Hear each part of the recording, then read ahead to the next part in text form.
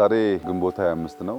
ትናንት በሀገር አቀፍ ደረጃ መላ ህዝባችን በሚያስደንቅ ትጋትና ብርታት የዲሞክራሲ ስርዓት ኢትዮጵያ ውስጥ ለማነጽ ለመገንባት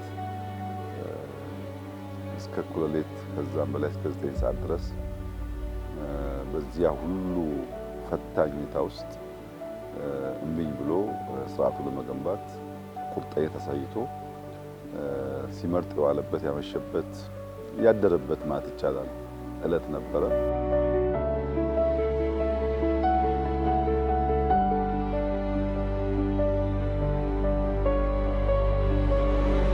እንግዲህ እኛም ትናንት ምርጫውን ስለጨረስን ዛሬ በቀጥታ መላው የመንግስት አመራር በፌደራልም በክልልም ያሉ ወደ ስራ ገብተናል። ወደ ስራ እንድንገሰግስ እንድንፈጥን ያደረገን አንዱ ዋነኛ ምክንያት በዚህ ዓመት ኢትዮጵያ ያቀደችው እድገት 10.2% ወይም ከአፍሪካ ቀዳሚውን እድገት ለማረጋገጥ ነው።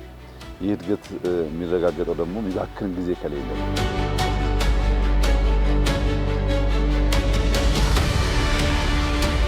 ዛሬ ያየነው 9.6 ኪሎ ሜትር ነው። ከእንጦጦ ቁስቋም አካባቢ ጀምሮ እስከ ቀጨኔ ያለው ለማመን ይከብዳል። አየሩም አምና የተከልናቸው ዛፎች ያሉበት ሁኔታም ራሱ የውሃ ዳር ልማቱ በቀጥታ ነው እንጂ 9.6 ኪሎ ሜትር የምልህ ሃይኪንጉ ሲጨመር በጣም ረዥም ነው። እስከ ቀጨኔ ብቻ ያለው ከዛ በኋላ ደግሞ ይቀጥላል ማለት ነው።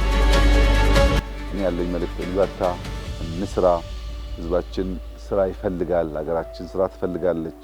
ከበረታን ከሰራን የምናባክነው ጊዜ ከሌለ የምናስበውን እድገት የምናስበውን ለውጥ ልንጎናጸፍ እንችላለን።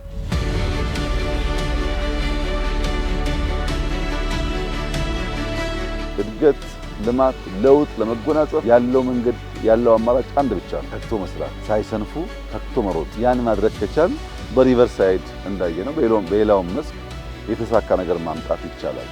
ይህ የሪቨር ሳይድ ስራ ከአካባቢ ጥበቃ አንጻር፣ ከአፈር ጥበቃ አንጻር፣ ውሃን በንጽህና ከመያዝ አንጻር፣ የሰውን የኑሮ ዘዬ ከማሻሻል አንጻር፣ ለመንቀሳቀስ ምቹ ከመሆኑ፣ ለእይታ በጣም ማራኪ ከመሆኑ አጠቃላይ ስራው በፈለገው መመዘኛ እጅግ የሚያኮራ ለብዙ የአፍሪካ ወንድምና እህቶቻችን ትምህርት የሚሆን ነው ብዬ አምናለሁ።